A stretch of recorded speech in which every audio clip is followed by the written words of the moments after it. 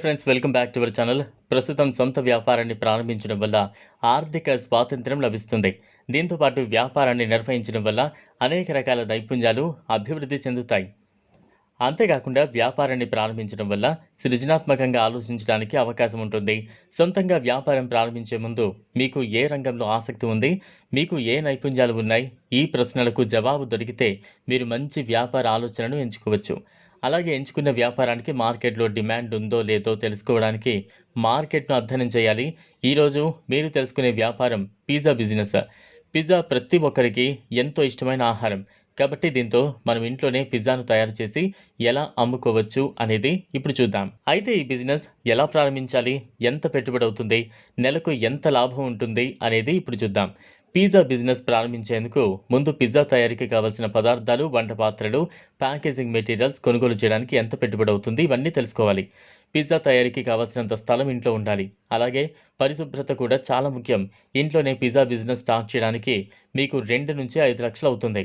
మీ వద్ద అంత పెట్టుబడి లేకపోతే ప్రధానమంత్రి ముద్ర యోజన పథకం కింద లోన్ కూడా తీసుకోవచ్చు. దీంతో కావాల్సిన ముడి పదార్థాలన్నీ కూడా కొనుగోలు చేయొచ్చు. ముఖ్యంగా ఆహార పదార్థాల తయారీకి కావాల్సిన లైసెన్స్ తీసుకోవాలి. మీ పిజ్జాల గురించి ప్రజలకు తెలియజేయడానికి సోషల్ మీడియా, ఫ్లయర్స్ మొదలైన వాటిని ఉపయోగించుకోవచ్చు.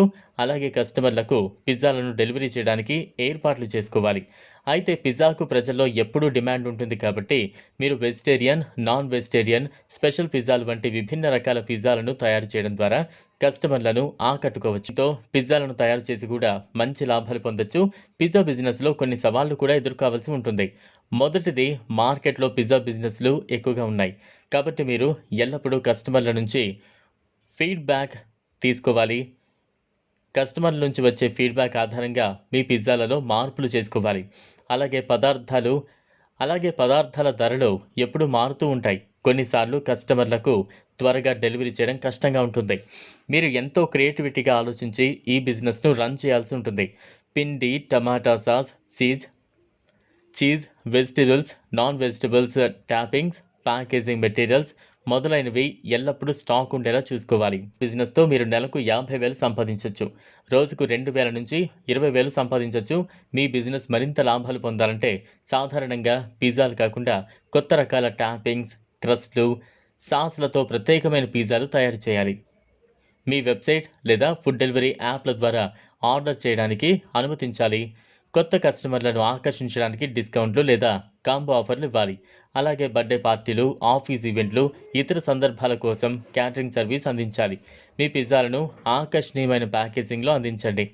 ఇది మీ బ్రాండ్ను మెరుగుపరుస్తుంది, కస్టమర్లను ఆకట్టుకుంటుంది. ఈ బిజినెస్ ఐడియా మీకు నచ్చితే మీరు కూడా స్టార్ట్ చేయండి. ఈ వీడియో మీకు నచ్చినట్లయితే లైక్ చేయండి, షేర్ చేయండి, ఛానల్ను సబ్స్క్రైబ్ చేసుకోండి. Thanks for